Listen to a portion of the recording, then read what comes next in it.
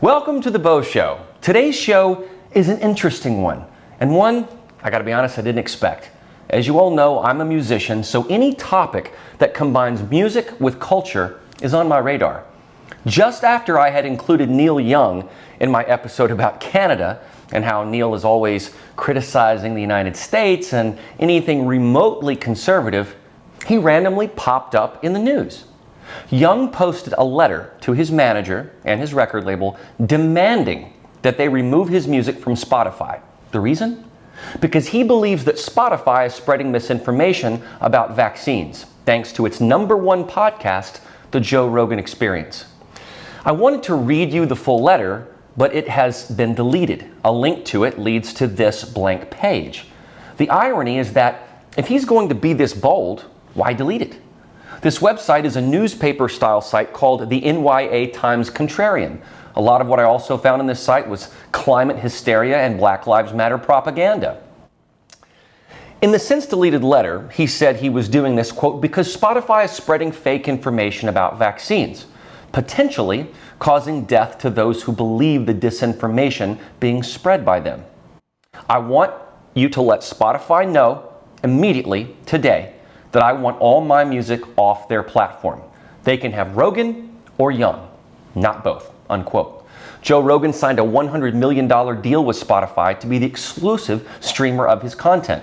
And Young clearly knows how influential that Rogan is. Young also has some bedfellows. Last month, 270 healthcare types penned an open letter to Spotify demanding they introduce a policy on misinformation. Citing Joe Rogan's podcast specifically, they write, quote, with an estimated 11 million listeners per episode, JRE, which is hosted exclusively on Spotify, has tremendous influence. Spotify has a responsibility to mitigate the spread of misinformation on its platform, unquote. The episode they were particularly perturbed about was the one with Dr. Robert Malone, an architect of the mRNA technology that led to the current vaccines. That show really got their panties in a wad. God forbid the guy who created mRNA technology expressed some doubts about how it is being used. You may remember that Rogan contracted COVID-19 and used ivermectin and monoclonal antibodies to treat it. He also is not an anti-vax guy. I think it's also interesting that the video that CNN shared of Rogan when he had COVID was edited. Take a look at this.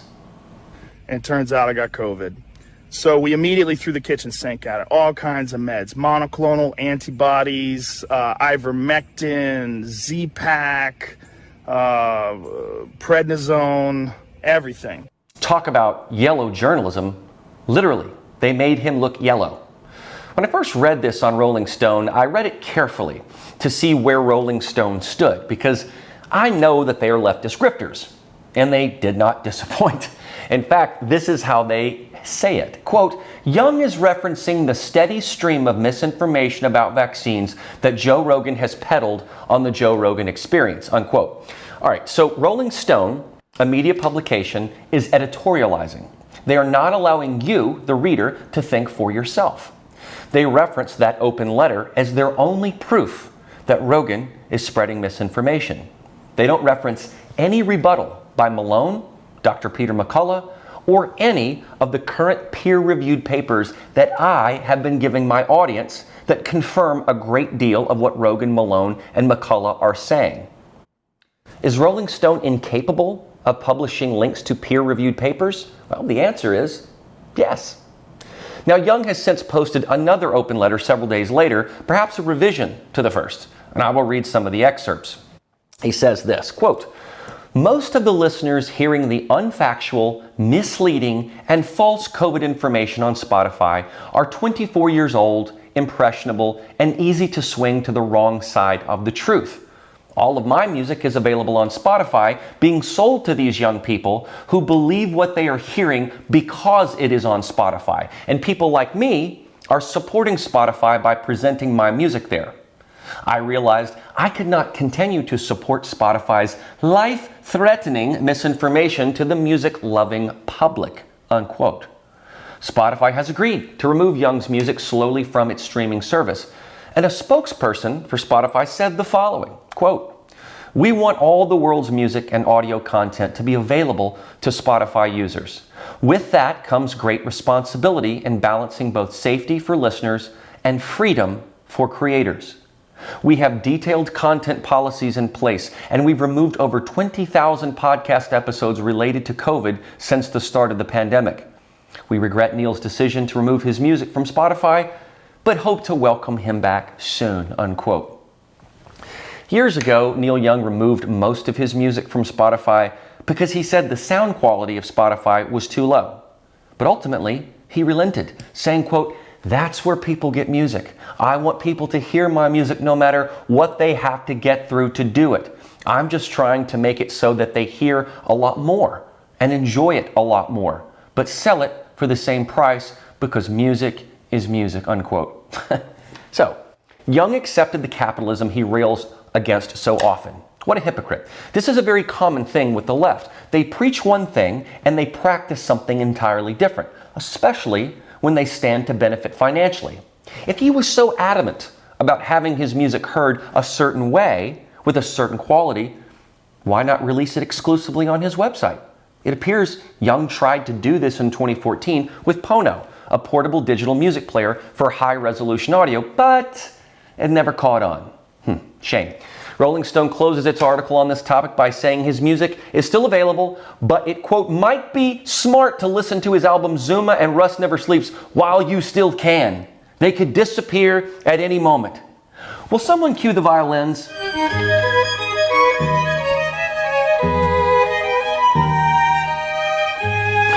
Listen to his music before it disappears at any moment, as if Spotify is the only source where you can listen to Neil's music? That's just BS. But let's think about this demand. You have one musical artist with the hubris to think that he can tell Spotify what to do, or more arrogantly, that Spotify will care if Neil pulls his catalog. Clearly, they did not. Taylor Swift did this years ago, but she's far more influential than Neil Young, who is a spry 76 years old. On Wednesday, "Who is Neil Young?" was trending on social media. They had a heyday with this. Here's a post by Canadian radio host Mark Towie. "Neil Young, I want all my music off the Spotify until they fire Joe Rogan." Spotify? Okay. The World. Neil who? Oh, him. Is he still alive? Here's another tweet from Harrison Crank. "Neil Young, who has 6 million monthly listeners, thinks he has the influence to bring down Joe Rogan, who has 200 million people listening monthly." But, there are always some good old lefties that will come to bat for Neil, such as Matthew Rosa of Salon. He tweets this: "I'm amazed at the lack of self-awareness from Joe Rogan fans insulting Neil Young. Young is one of the greatest musicians alive. Rogan is a washed-up comedian who only has a career by appealing to other biased, delusional right-wingers desperate to believe they're free thinkers." Well, that's Salon for you.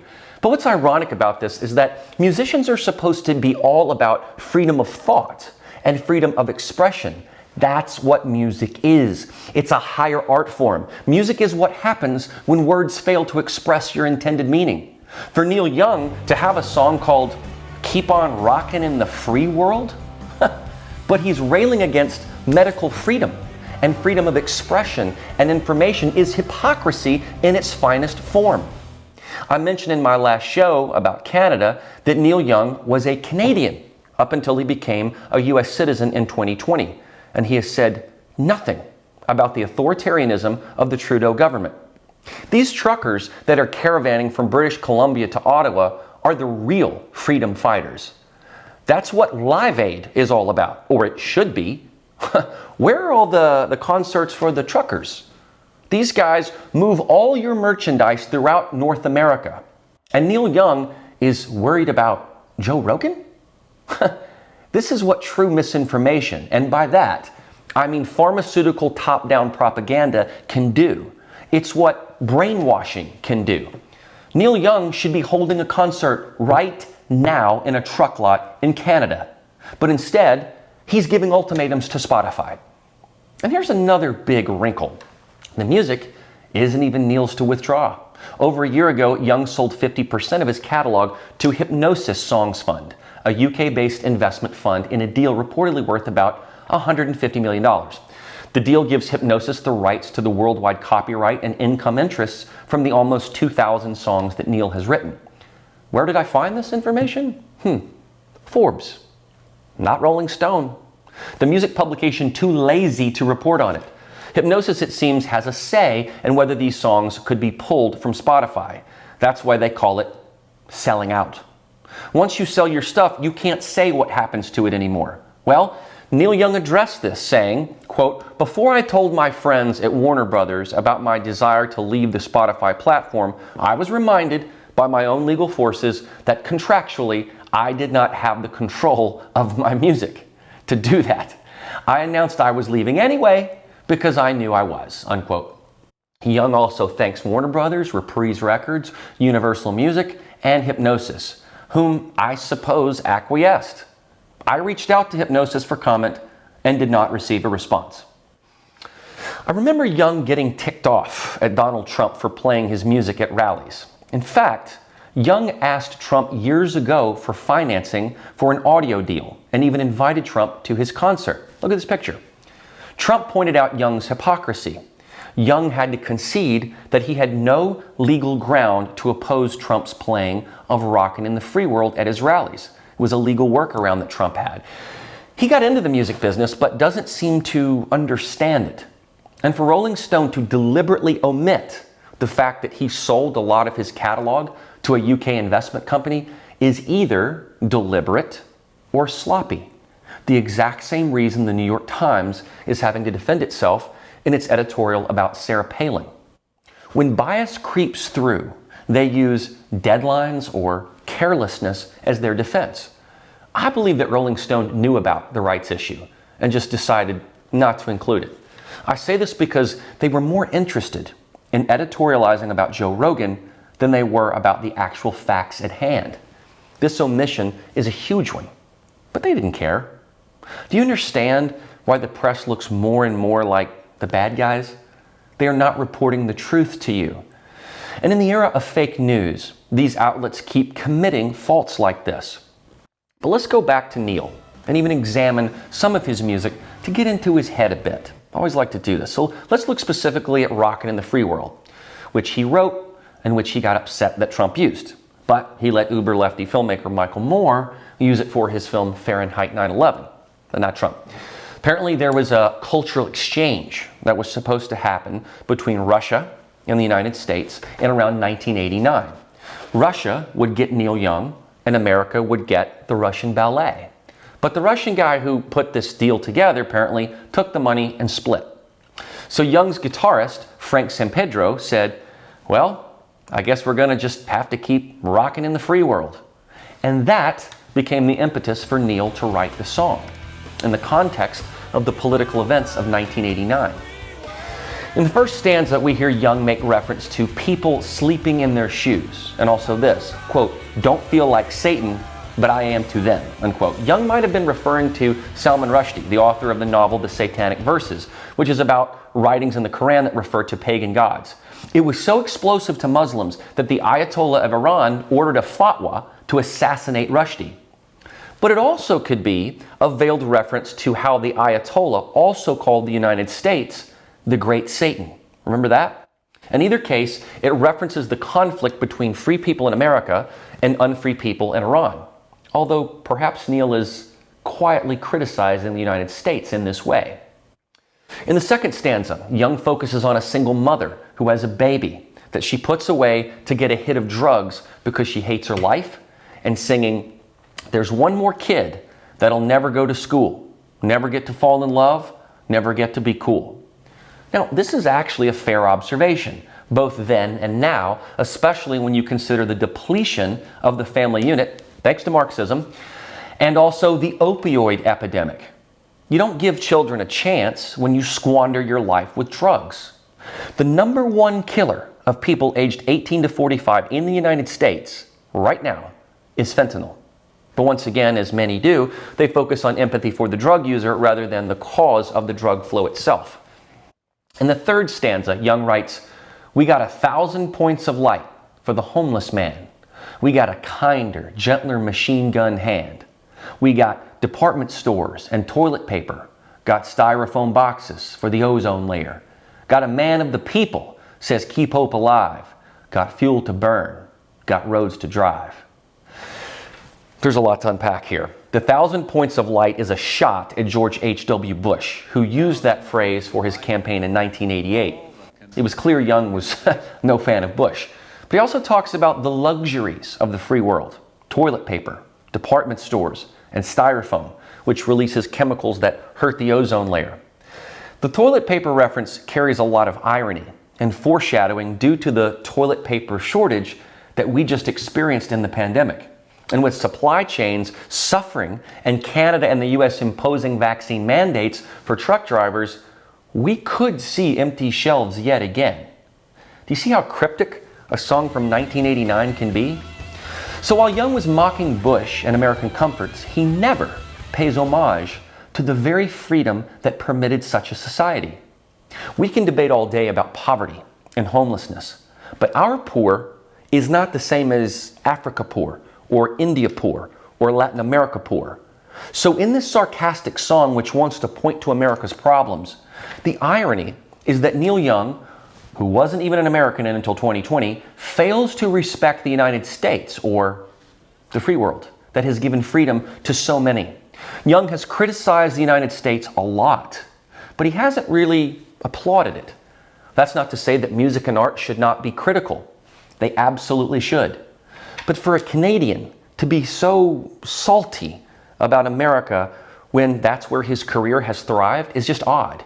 I mean, Ayatollah Khomeini put an assassination attempt on an author. Is he rocking in the free world? Russia had just pulled troops out of Afghanistan, and also one of their guys stole the money that was supposed to bring him there in a cultural exchange. Where was that free world? I'm all for questioning the military-industrial complex and how we deal with poverty. But Neil Young is rocking in the free world, which is the only place he can rock. He can't rock in Afghanistan or Iran right now. He can't even rock in Canada anymore because of all this lockdown nonsense. Where's his critique of that? He got upset with Trump for using the song, but was begging him for cash just years prior. Where else can you beg for cash from a real estate mogul and future president than the free world?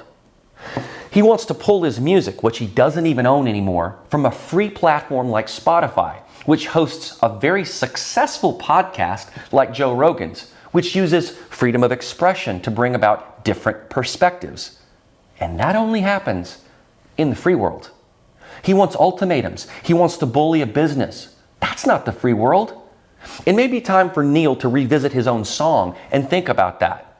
He just became a US citizen not that long ago and immediately started a diatribe against former President Donald Trump, calling him a disgrace to his country, like he owned it. Russia is about to invade Ukraine. Afghanistan is under Taliban rule. China released a virus that we are now learning was most likely completely unnatural. And Beijing Biden is compromised. Canada is forcing things on its citizens and spying on them. Cuba is still under communist rule. Venezuela is a disaster. And he's worried about Joe Rogan? What kind of free world do you live in, Neil? Joe Rogan gets to have a podcast because this is the free world. You don't get to be a dictator. You don't call the shots. You sold out. And them's the consequences. If you were so concerned with the plight of the everyman, you'd be riding with those Canadian truckers on their convoy right now. But see, that's where liberal hypocrisy and art butt heads. You cannot have it both ways. You're either for medical freedom and freedom of information and expression, or you're not. Neil Young, like many, has become militant about this. They say, it's our way or the highway.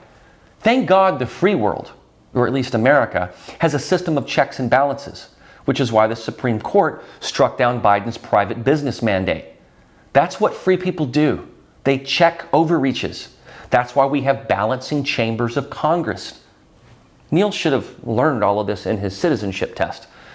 But his criticism of the very country that gave him money and the opportunity just doesn't seem to end. I can't wait to hear his next anthem criticizing Xi Jinping and the Chinese Communist Party. That'll be his next big hit, right? Or he could just, maybe he could use a sickle and a hammer as musical instruments on his next album. How multicultural that would be. I also asked myself a question. We see musicians asking Republicans to stop playing their music all the time. But have we ever seen a musician ask a Democrat to not play their music?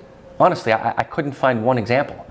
Fleetwood Mac gleefully let Slick Willie play Don't Stop Thinking About Tomorrow.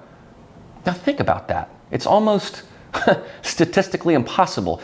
If Bernie Sanders or Hillary had played Kid Rock's Baw with the Baw, would he have balked? What about Charlie Daniels, Hank Williams Jr., Lee Greenwood, the Oak Ridge Boys? I don't think so. At least I couldn't find an example of it. In fact, I think about Frank Sinatra performing for 2 different presidents. On a previous show that I was on, I was asked by a liberal colleague, well, Beau, would you be upset if Hillary played your song Blessed? Which, by the way, is a nonpartisan patriotic song. And I said, no, not at all. If it was played to unite and to honor veterans, which the song is intended to do, why not? Now, if it was being played while the Benghazi embassy was being invaded, then yes, I would have a problem with that. But that's the difference between me and Neil Young, or many liberal musicians out there. They're not really for liberalism, or at least not classic liberalism. They got hoodwinked. They got in a clique. They aren't for intellectual diversity. They're just afraid of Rogan because he's influential. Well, okay, so is the CDC and Anthony Fauci. And so are late night comedians, as awful as they are. They have tried to control the culture, and they get their talking points from the Biden White House. If you can't handle an opposing view, that must mean your perspective ain't that great. That's the laboratory of ideas. That's the free world Neil Young gets to rock in. There's no thought police here. That's China. Stop worrying about your idea of misinformation and think about your own misinformation. We are tired of this word. You just can't keep using it as a quietus on everything. Stop yelling science, science, science if you haven't even read peer-reviewed studies that dispel what you're yapping about. So my fellow Americans and fellow freedom-loving patriots, keep on rocking in the free world, or it won't be free. I'm Beau, and that's the show.